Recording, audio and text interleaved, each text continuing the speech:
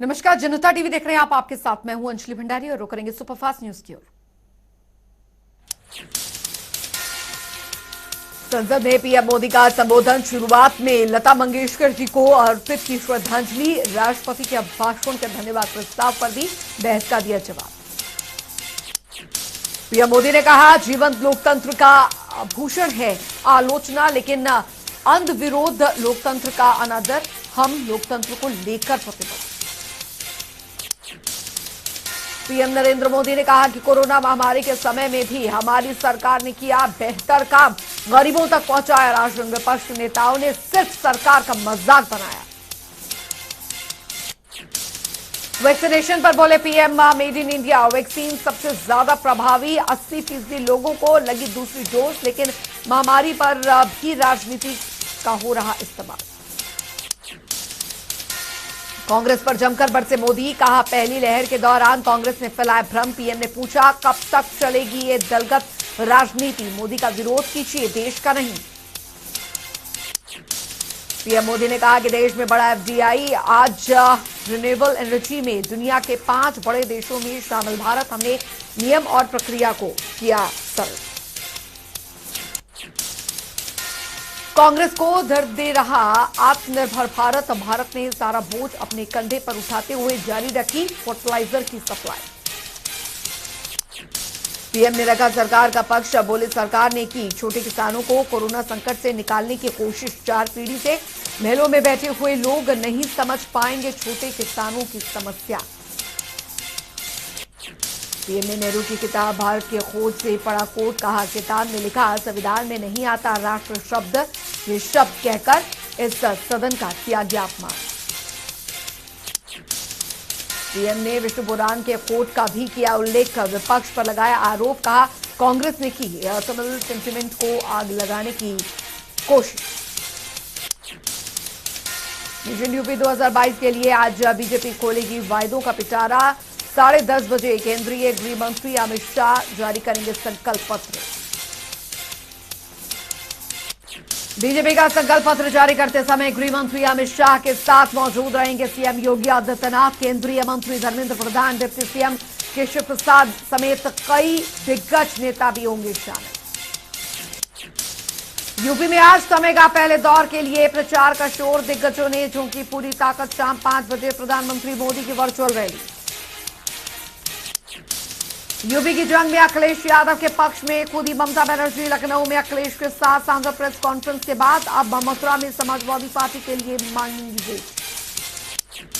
प्रधानमंत्री मोदी के बिजनौर में जन चौपाल रैली। मशहूर कवि दुष्यंत कुमार की पंक्तियों से की संबोधन की शुरुआत। पीएम ने दोहराई मशहूर कवि दुष्यंत कुमार की कविता। बोले, यहां तक आते आते सूख जाती है कई नदियां। मुझे मालूम है पानी कहां ठहरा हुआ होगा। वर्चुअल रैली में पीएम मोदी ने बिना नाम लिए ही जयंत चौधरी पर साधा निशाना। का 2017 से पहले ठहरा हुआ था विकास की नदी का पानी। अपनी तिजोरियों की प्यास बुझाते रहे नकली समाजवादी।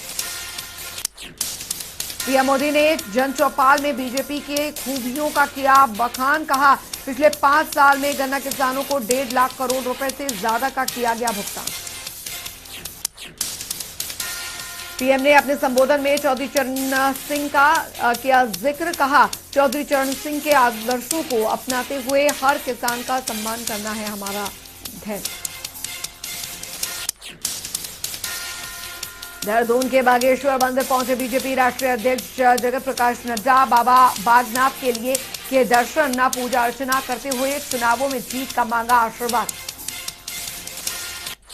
बागेश्वर में जेपी नड्डा ने नुमाइश खेत मैदान में जनसभा को किया संबोधित। बीजेपी जिलाध्यक्ष शिव सिंह बिष्ट ने बताया, आचार संहिता और कोविड गाइडलाइन के तहत आयोजित हुई जनसभा। जनसभा में बोले जेपी नड्डा। कहा, वंशवाद की पार्टियां बन गई है देश की सभी राजनीतिक पार्टियां। ये बीजेपी है जिसकी पूरी पार्टी परिवार है। जेपी नड्डा का बड़ा दावा। कहा, राष्ट्रीय नहीं रह गई भारतीय राष्ट्रीय कांग्रेस। अब भाई बहन की पार्टी हो चुकी है कांग्रेस। एकमात्र बीजेपी ही समाज के अंतिम पायदान पर खड़े लोगों की करती है चिंता। जेपी नड्डा ने जनसभा को संबोधित करते हुए गिनाई सरकार की योजनाएं, उज्ज्वला योजना और जनधन खाता योजना का किया जिक्र। कहा बीजेपी ने कई योजनाओं के जरिए लोगों तक पहुंचाई राहत। यूपी के शाहजहांपुर में रक्षा मंत्री राजनाथ सिंह ने विपक्ष पर जमकर बोला हमला। जनता को संबोधित करते हुए राजनाथ सिंह ने कहा तुष्टीकरण की राजनीति करता है विपक्ष। राजनाथ सिंह ने विपक्ष पर धन के आधार पर एक दूसरे में नफरत पैदा करने का लगाया आरोप। राजनाथ सिंह ने कहा इंसाफ और इंसानियत के आधार पर की जानी चाहिए राजनीति। इंदौर में बीजेपी की जन चौपाल रैली में पीएम मोदी के न आने पर सीएम योगी ने भरा दम। अब बिजली के मुद्दे पर सपा को घेरते नजर आए योगी आदित्यनाथ। सीएम योगी ने कहा कि हमेशा से मुख्य मुद्दे में से एक रहा है बिजली का मुद्दा। 2022 विधानसभा चुनावों में सभी जिलों में समान बिजली देने के दम पर वोट मांग रही है बीजेपी। योगी आदित्यनाथ का आरोप, बोले चुनावी जनसभाओं में जमकर भुनाया जा रहा बिजली के मुद्दा। अंधेरे में रहने के आदी थे सपा बसपा के लोग। विपक्ष पर मशहूर कहावत से तंज कसते हुए बोले योगी। कहा चांदनी रात चोरों को अच्छी लगती है, वे इसी अंधेरे में करवाते थे डकैती। यूपी चुनाव के लिए मंगलवार को बीजेपी जारी करेगी संकल्प पत्र। लखनऊ में जेपी नड्डा समेत अमित शाह संकल्प पत्र करेंगे जारी। युवाओं को रिझाने की भरपूर कोशिश करेगी बीजेपी। मुख्यमंत्री मनोहर लाल ने प्री बजट पर की चर्चा। कैबिनेट मंत्री और अधिकारी रहे मौजूद। बजट के अलग अलग पहलुओं पर की गई चर्चा। उत्तराखंड में चुनाव को लेकर बीजेपी की तैयारियां तेज। कोटद्वार में मुख्यमंत्री पुष्कर सिंह धामी ने किया रोड शो। मौके पर सीएम पुष्कर सिंह धामी ने किया डोर टू डोर प्रचार। लोगों से ज्यादा वोट देने की अपील। अभिनेता अक्षय कुमार ने उत्तराखंड के सीएम पुष्कर सिंह धामी से की मुलाकात। सीएम ने अभिनेता अक्षय कुमार को उत्तराखंड का ब्रांड एम्बेसडर किया घोषित। अभिनेता संग मुलाकात को लेकर धामी ने किया ट्वीट। लिखा अभिनेता ने राज्य के युवाओं को प्रेरित करने के लिए हर संभव सहयोग का दिया आश्वासन। सीएम धामी ने अक्षय कुमार को केदारनाथ मंदिर की प्रतिकृति और लकड़ी पर उकेरे गए चारों धामों का चित्र किया भेंट। अभिनेता को ब्रह्मकमल से सजी उत्तराखंडी टोपी भी पहनाई। दिल्ली के सीएम केजरीवाल ने बीजेपी और कांग्रेस पर साधा निशाना। कहा उम्मीदों पर लड़ा जाता है कोई भी चुनाव, लेकिन बीजेपी और कांग्रेस ने 10-10 साल तक सत्ता में रहकर उत्तराखंड को लूटने के सिवाय नहीं किया कोई काम। सीएम केजरीवाल ने कहा लूट यहां तक पहुंच गई कि पहाड़ नदी जंगल कर दिए गए बर्बाद। प्रदेश पर 60,000 करोड़ कर्ज का बड़ा बोझ। केजरीवाल ने कहा उत्तराखंड के विकास के लिए बीजेपी और कांग्रेस के पास कोई एजेंडा नहीं। उत्तराखंड में आप कह रही हमको दें वोट। पंजाब में सीएम चन्नी होंगे। कांग्रेस का सीएम चेहरा राहुल गांधी ने किया चन्नी के नाम का ऐलान। चन्नी ने आलाकमान का जताया आभार। सीएम योगी के बयान पर अखिलेश यादव का पलटवार। कहा गर्मी निकालने वालों को हम कहना चाहते हैं कि गर्मी निकलने ना निकले, लेकिन अगर कोई सपा सरकार तो जरूर निकलेगी भर्ती। फतेहाबाद में एक दिव्यांग मतदाता ने पोलिंग पार्टी पर उसका वोट डालने का लगा आरोप। ग्रामीणों ने मौके पर जमकर किया हंगामा। मामले को लेकर समाजवादी पार्टी के प्रमुख अखिलेश यादव ने किया ट्वीट। कहा मामले पर चुनाव आयोग तत्काल करे कार्रवाई। सपा गठबंधन के सभी समर्थक और कार्यकर्ता वोटिंग के समय रखे पूरी निगरानी। बसपा सुप्रीमो मायावती बरेली में जनसभा को किया संबोधित। मंडल स्तरीय जनसभा में 1000 कार्यकर्ता रहे शामिल। हर विधानसभा क्षेत्र में 40 कार्यकर्ताओं को दिए गए गेट पास। सांसद गिरीश चंद जाटव ने मंडलीय कार्यालय पर बैठक कर जनसभा की तैयारियों का लिया जाएगा। असम में 15 फरवरी से जारी नहीं रहेगा कोई कर्फ्यू। सीएम हेमंत बिस्वा शर्मा ने प्रेस वार्ता कर दी जानकारी। सीएम ने कहा कि मैं उन सभी छात्रों से करता हूं अपील जो कक्षा 10वीं और कक्षा 12वीं की परीक्षाओं में हो रहे शामिल। वे पहले कोविड-19 वैक्सीन लगवाएं डोज।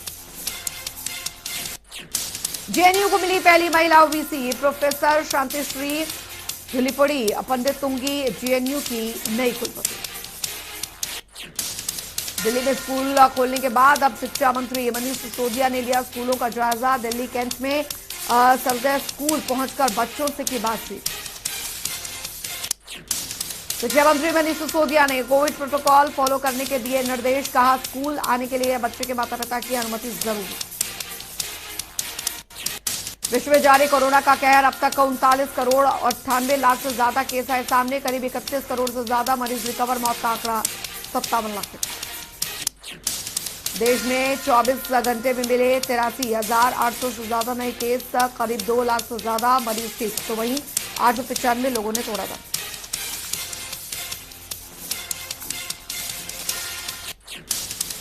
भारत में 4 करोड़ 21 लाख से ज्यादा कोरोना केसेस। करीब 4 करोड़ मरीज ठीक। मौत का आंकड़ा 5 लाख के पार। एक्टिव केसों की संख्या 11 लाख से ऊपर।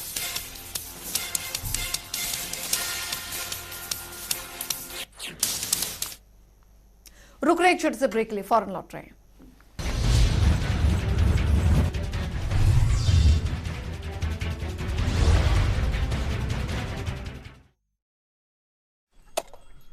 किसकी सरकार बना रहे हो इस बार? अरे अपनी सरकार भुला, और किसकी? अपनी? अरे जो हम जैसे छोटे किसानों को अपना समझे, मान दे, और तो और साल दर साल हमारे खातों में 6,000 रुपए की सम्मान राशि दे। वही हुई ना अपनी सरकार, है?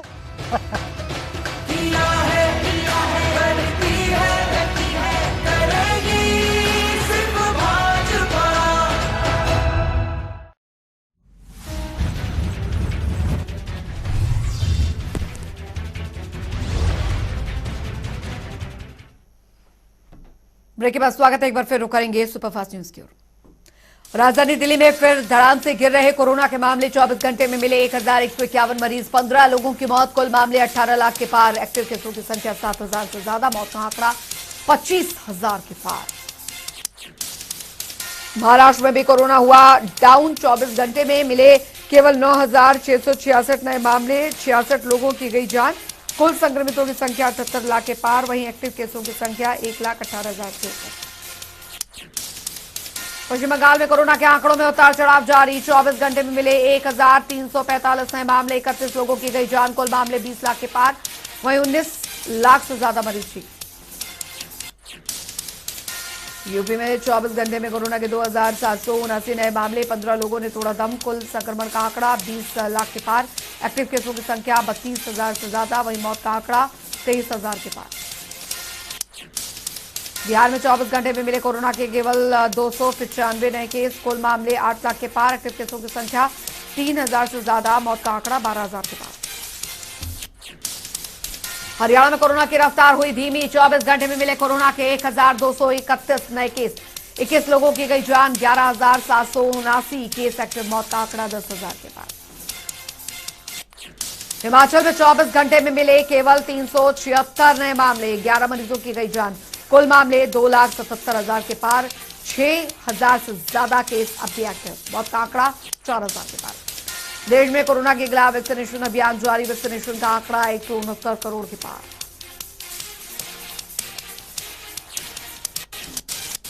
पश्चिमी हिमाचल के पास पश्चिमी विक्षोभ यानी वेस्टर्न डिस्टर्बेंस का बना हुआ असर। पहाड़ी इलाकों में बारिश और बर्फबारी की संभावना। मौसम विभाग ने पंजाब, हरियाणा और उत्तर प्रदेश के कुछ हिस्सों में गंभीर कोल्ड डे का किया अलर्ट जारी। साथ ही इन राज्यों में घना कोहरा छाने की संभावना। राष्ट्रीय राजधानी दिल्ली के कई हिस्सों में छाया रहा घना कोहरा। न्यूनतम तापमान सामान्य से 4 डिग्री कम किया गया दर्ज। दिल्ली में 9 फरवरी को हो सकती है हल्की बारिश। मौसम विभाग ने जारी किया अलर्ट। शिमला में बर्फबारी के बाद चारों तरफ जमी बर्फ की मोटी परत। सड़कों पर बर्फ को हटाने में जुटे लोग। जम्मू कश्मीर के गुलमर्ग में एग्लू कैफे किया गया शुरू। कैफे को लेकर पर्यटकों में दिख रहा उत्साह। लगातार रेलवे ट्रैफिक पर पड़ रहा कोहरे का असर। एक बार फिर से इंडियन रेलवे ने कई ट्रेनों को किया रद्द। इंडियन रेलवे ने अलग अलग कारणों से 293 ट्रेनों को किया रद्द। इसके अलावा 29 ट्रेनों का बदला गया सोर्स स्टेशन। राम रहीम की फरलो पर सीएम मनोहर लाल का बयान, कहा फरलो का चुनाव से कोई संबंध नहीं। सीएम ने कहा कि 3 साल की कैद के बाद अब फरलो का प्रावधान, फरलो लेने के लिए बना है सिस्टम। चंडीगढ़ में बीजेपी ने की प्रेस कॉन्फ्रेंस। बीजेपी के चुनाव प्रभारी और केंद्रीय मंत्री गजेंद्र शेखावत, पंजाब के प्रभारी दुष्यंत गौतम और CM Manohar Lal press conference में रहे मौजूद। सीएम मनोहर लाल ने कहा कि 5 राज्यों में है चुनाव, हर एक में बीजेपी की देखने को मिल रही अच्छी लहर। हरियाणा के सीएम मनोहर लाल ने कहा कि 2014 के बाद लगातार बीजेपी का ग्राफ तेजी से बढ़ रहा आगे, बीजेपी राज्य दर राज्य बढ़ रही है। सीएम ने कहा कि जिन राज्यों में कभी नहीं बनी बीजेपी की सरकार, वहां भी हम बना रहे सरकार। हरियाणा में भी पिछले 7.5 सालों में हमारी सरकार कर रही विकास का काम। चंडीगढ़ में राम रहीम की फरलों पर बिजली और साथ ही जेल मंत्री रणजीत सिंह चौटाला का बयान, नॉर्मल प्रोसीजर से एक कैदी 3 साल बाद ले सकता है फरलो। रणजीत चौटाला ने कहा कि ये केवल एक इत्तेफाक की चुनाव के बीच राम रहीम को मिली फरलो। रोहतक के JNGTG में वैश्य एजुकेशन सोसाइटी की बैठक, सोसाइटी के सभी सदस्य रहे मौजूद। समाजसेवी और LPS बोजाट के MP राजेश जैन ने की बैठक की अध्यक्षता। बैठक में एक 11 सदस्यीय कमेटी के गठन का रखा गया प्रस्ताव, जो कि सीएम मनोहर लाल से करेगा मुलाकात। नूंह में पंचायत चुनाव की तारीख से जुड़ी जानकारी हासिल करने के लिए सोशल मीडिया पर सक्रिय नजर आ रहे लोग, चुनाव में देरी से विकास कार्य हो रहे काफी हद तक प्रभावित। यमुनानगर में TIMT कॉलेज के छात्रों ने किया प्रदर्शन, ऑनलाइन पेपर कराने की मांग। छात्रों ने कहा पूरे साल ऑनलाइन क्लासेस के जरिए हुई पढ़ाई, लेकिन अब कॉलेज ने एग्जाम से सिर्फ 2 दिन पहले डेटशीट की जारी, जो कि गलत है। छात्रों ने कहा कि जब ऑनलाइन हुई है पढ़ाई तो फिर परीक्षा भी होनी चाहिए ऑनलाइन। TIMT के 4 कोर्सेज के होने हैं पेपर। कैथल के लघु सचिवालय में आंगनबाड़ी वर्कर्स और हेल्पर ने दिया धरना। आंगनबाड़ी ने नाराजगी जताते हुए कहा, अगर प्रशासन ने मांगे नहीं मानी तो फिर 15 फरवरी तक होगी हड़ताल। वर्कर्स ने कहा 14 फरवरी को सभी कर्मचारी नल में विरोध मार्च निकालकर करेंगे प्रदर्शन, जिसके बाद आगामी रणनीति पर लिया जाएगा फैसला। झज्जर के गांव सोंदी में एक दामाद ने अपनी ही चाचा ससुर की गोली मारकर की हत्या, आपसी कहासुनी के चलते दिया वारदात को अंजाम। वारदात को अंजाम देने के बाद आरोपी मौके से हुआ फरार। पुलिस ने मामला दर्ज कर शुरू किया आरोपी की तलाश। गुरुग्राम में रेहड़ी वालों से लूटपाट करने वाले 2 बदमाश गिरफ्तार, एक देसी कट्टा, मोबाइल और नकदी बरामद। निवाड़ी के औद्योगिक का कस्बा बावल में संदिग्ध अवस्था में मिला सहायक इंजीनियर का शव, पुलिस ने जताई हार्ट अटैक और ब्रेन हैमरेज की आशंका। हिमाचल में प्रदेशव्यापी हड़ताल पर ठेकेदार वित्तीय भुगतान नहीं होने पर जताई नाराजगी। हिमाचल में बर्फबारी से जनजातीय जनजीवन पूरी तरीके से अस्त व्यस्त। 3 NH सहित 423 सड़कें और 276 बिजली ट्रांसफार्मर्स अभी भी ठप। सबसे ज्यादा सड़कें शिमला जिले में प्रभावित। एक बार फिर बढ़ने वाली है हिमाचल वासियों की मुश्किलें। कल से मौसम फिर खराब, पश्चिमी विक्षोभ सक्रिय होने से बारिश बर्फबारी का अनुमान। किन्नौर में भूकंप का भयानक मंजर, पहाड़ों से गिरी बड़ी बड़ी चट्टानें। NH 5 एक बार फिर से अवरुद्ध। पंजाब के मुख्यमंत्री चरणजीत सिंह चन्नी ने प्रत्याशी घोषित होने के बाद किए मां नैना के दर्शन, माता के दरबार में लगाई हाजिरी। वक्त तो चला एक छोटे से ब्रेक का, बने रहिए जनता टीवी के साथ।